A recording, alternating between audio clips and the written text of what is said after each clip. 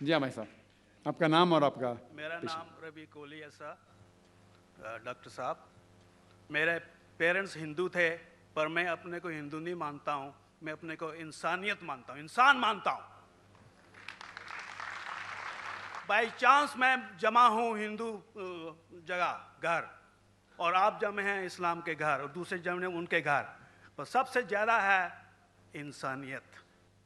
और अभी तक मज़हब ने, कोई भी मज़हब हो, इंसानियत के ऊपर अमल नहीं किया। आपने 12-13 साल से इसमें स्टडी कर रहे हैं, मैंने 30 साल से स्टडी कर रहा हूँ, बाल मेरे सफ़ेद हो गए हैं, रोटी के लिए मैं बिजनेस करता हूँ।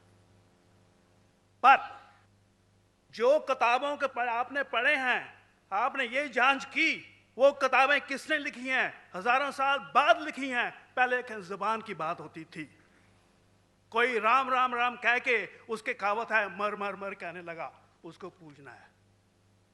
वेदा ऐसी थी, ग्रीक मैथोलॉजी ऐसी थी, इजिप्शियन मैथोलॉजी ऐसी थी, इब्राहिम से लेके मोसेस तक, और आपके मोहम्मद साहब के तक। आपका मोहम्मद साहब का जो किताब लिखेगी कुरान 50 साल बाद लिखेगी, और नहीं 40-50 कोई भी हो। पर मुझे माफ करना साहब, मैं आपसे एक सवाल ये उठना चाहता हूँ, हम सब इंसान हैं, इंसान को एक करके सब मजहब 21st सेंचुरी में इंसानियत मजहब क्यों नहीं बनाते? जो आप ठहरा, मैंने अभी खत्म नहीं किया जनाब, मैंने हमने खत्म नहीं किया।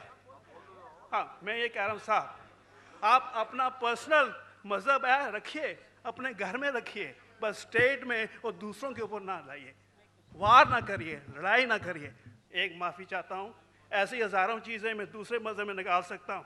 मैं आपसे पूछना चाहता हूँ, खलीफा 40 साल के अंदर मर गए, मर्डर हुए, असैसिनेट हुए, और अली साहब जो थे वो ग्रैंड सर हमारे पैगंबर के थे। ये चीज़ों के हवाला दूसरों में भी है, मैं हज़ारों दे सकता हूँ, पर इसका सवाल मैं आपसे कहना चाहता हूँ। भाई साहब ने अच्छा सवाल पूछा, लंबा था, तकरीर थी छोटी। भाई साहब ने कहा कि वो हिंदू धर्म में पैदा हुए लेकिन हिंदू नहीं है, इंसान है। क्यों ना हम एक मज़हब इंसानियत बनाते हैं? उनका जो कहना है वो इंसान है। भाई साहब, हर शख्स, हर इंसान जो पैदा होता है वो इंसानी होता है, लेकिन सिर्फ इंसान होना काफ़ी नहीं है। इंसान होना ज़रूरी है। हर मुसलमान पहले इंसान होना ज़रूरी है उसे। इस्लाम की सारे बातें, एक भी बातें मैंने कहा मैं तकरीर में, इंसानियत के खिलाफ नहीं है। एक भी बातें मैं चैलेंज करता हूं, आप एक भी बात इस्लाम की बुनियादी बात बताओ तो इंसानियत के खिलाफ है। मुसलमान होने के लिए अच्छा इंसान होना ज़रूरी है। अगर आप अच्छे इंसान नहीं हैं तो मुसलमान हो ही नहीं सकते। लेकिन सिर्फ अच्छा इंसान होना काफ़ी नहीं है। मिसाल के तौर पे डॉक्टर बनने के लिए 10वीं पास करना ज़रूरी है, फिर 12वीं, फिर डॉक्टरी। तो मैं कहूँगा डॉक्टर बनने के लिए स्कूल पास करना ज़रूरी है, लेकिन स्कूल पास करना काफ़ी नहीं है। तो इस्लाम में अच्छा मुसलमान बनने के लिए अच्छा इंसान बनना ज़रूरी है, लेकिन सिर्फ अच्छा इंसान बनना काफ़ी नहीं है। समझ रहे? क्यों?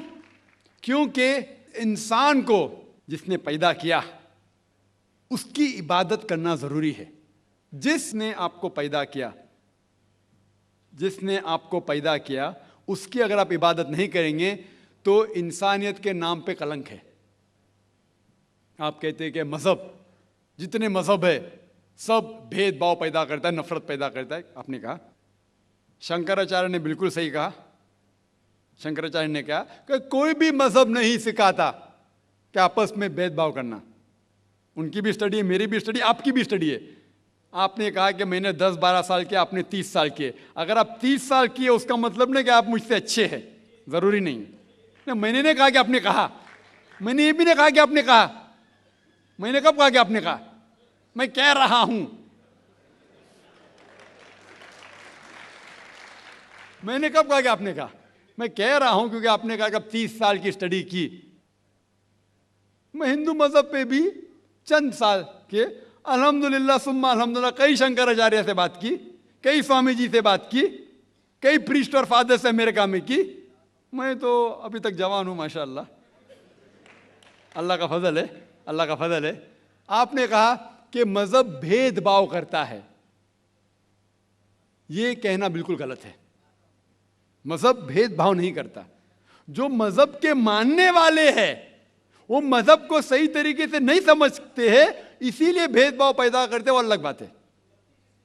गलती है मजहब के मानने वाले की, मजहब की नहीं। ये कह रहे हैं कि मजहब की, मिसाल के तौर पे एक मर्सिडीज कार है, मर्सिडीज कार है, मुझे ये जानना है कि मर्सिडीज कार कितनी अच्छी है। तो एक ड्राइवर मर्सिडीज कार चलाते जो ड्राइविंग जानते ही नहीं और मर्सिडीज कार को ठोक देते, तो किसकी गलती है, मर्सिडीज गाड़ी की कि ड्राइवर की? अगर आपको जानना है मर्सिडीज का कितनी अच्छी है तो आपको ये देखना चाहिए स्पेसिफिकेशन, उसका पावर कितना है, हॉर्स पावर कितना है, माइलेज कितना है, सेफ्टी मेजर कितना है, उसकी तहकीक करने के बाद आपको कहना चाहिए कि कितनी अच्छी मर्सिडीज कार है। अगर जानना चाहिए कितनी अच्छी है तो उसको बिठाओ जो ड्राइविंग जानता है। तो इसीलिए इस्लाम को जानने के लिए मुसलमानों को मत देखो, अगर देखना है तो मोहम्मद सल्लल्लाहु अलैहि वसल्लम को देखो। आप मुझे मत देखो, मुझे मत देखो, हमारे आज के मुसलमान को मत देखो। देखो जो सबसे अच्छा ड्राइवर है, सबसे अच्छा इस्लाम को समझ चुका है, वो मोहम्मद सल्लल्लाहु अलैहि वसल्लम है। उनको देख के इस्लाम की तहकीक करो, और तहकीक करने के लिए आपको इस्लाम की किताब पे जाना पड़ेगा। और आपने जो कहा आखिर के अंदर कि सारी मजहब किताब बाद में लिखी गई, पहला कहना था, आप काफ़ी हद तक के सही है, आप काफ़ी हद तक के सही है कि आप बिल्कुल सही फरमाते, लेकिन ये कहना कि सारी मजहब की किताब, उसमें गलती है। अक्सर मजहब कितने किताब है, वेद हो, उपनिषद हो, बाइबल हो, ओल्ड टेस्टामेंट हो, न्यू टेस्टामेंट हो, आपने कहा मूसा अलैहिस्सलाम से लेके वहाँ सही था, लेकिन आखिरी में जो आपने गलती की, मोहम्मद सल्लल्लाहु अलैहि वसल्लम, वहाँ गलती की। आखिर में आके आप अटक गए, आखिर में आके आप फंस गए। आपने शायद इस्लाम का मुताला सही तरीके से नहीं किया होगा, आपने शायद अरुण शुरू की किताब पढ़ी होंगी। अगर आप कोई मजहब का मुताला करना चाहते हैं तो जो मजहब को समझ चुका है उसकी किताब पढ़ो। आप अगर अरुण शुरू की किताब पढ़ेंगे और इस्लाम के मुताला करा कहेंगे, ये किधर का सही फैसला है? ना, मैं कहता हूं अरुण शुरू जैसे लोग की पढ़ी होंगी, क्योंकि जब भी कुरान नाजिल हुआ, जब भी कुरान की आयत नाजिल होती थी, मोहम्मद सल्लल्लाहु अलैहि वसल्लम अनपढ़ थे। जब भी कोई आयत नाजिल होती थी वो उसे याद करते थे और अपने साथियों सहाबा से उसकी तिलावत करते थे, और सहाबा फौरन उसे लिख लेते थे।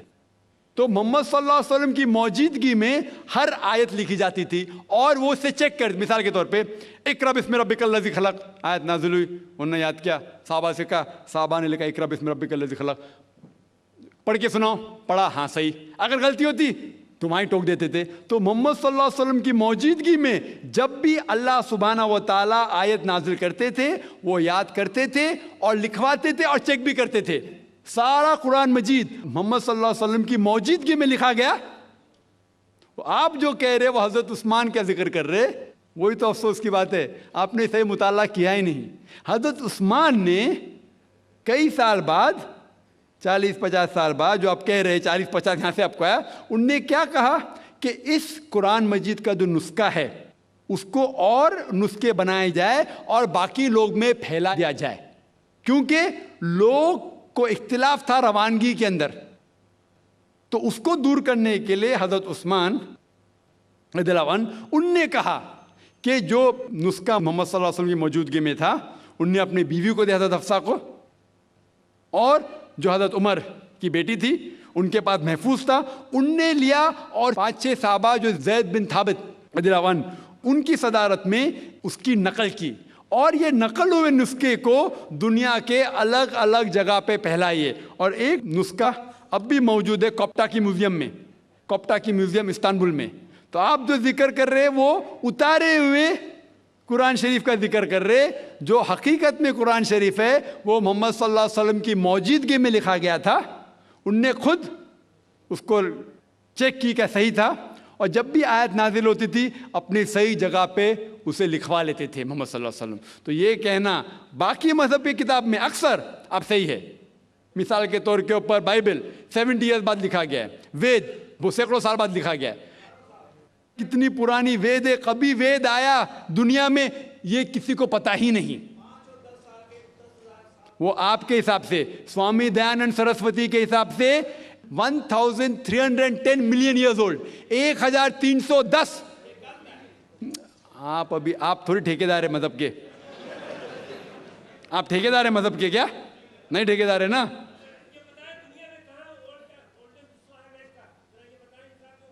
हाँ इसलिए ओ भाई साहब ना, बिल्कुल सही भाई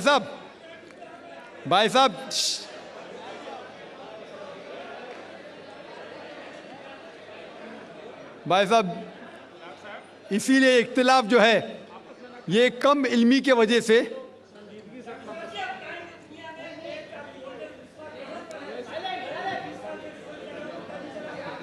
वेद का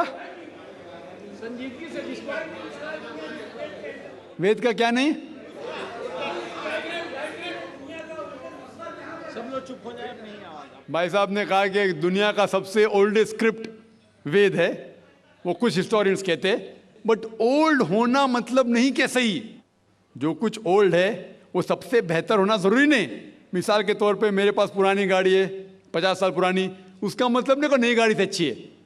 ये भी हो सकता है कि पुरानी गाड़ी नई गाड़ी से अच्छी हो सकती है। मेरे पास मर्सिडीज कार है 5 साल पुरानी, जो नई मारुति से अच्छी होंगी। तो ये कहना कि कोई किताब या कोई मजहब पुराना इसलिए बेहतर है, बिल्कुल गलत है। जो आदमी को अक्ल है वो कभी भी ऐसा नहीं कहेगा कि पुरानी चीज बेहतर, नई चीज बेहतर। वो चीज बेहतर है जो हक के ऊपर है। जो चीज हक के ऊपर है वो चीज बेहतर है। तो भाई साहब आपकी जो तहकीक है मजहबी किताबों पे जरा कमजोर और गलत है। आपको फिर से और 30 साल लगाने पड़ेगा इंशाअल्लाह। Yes sister.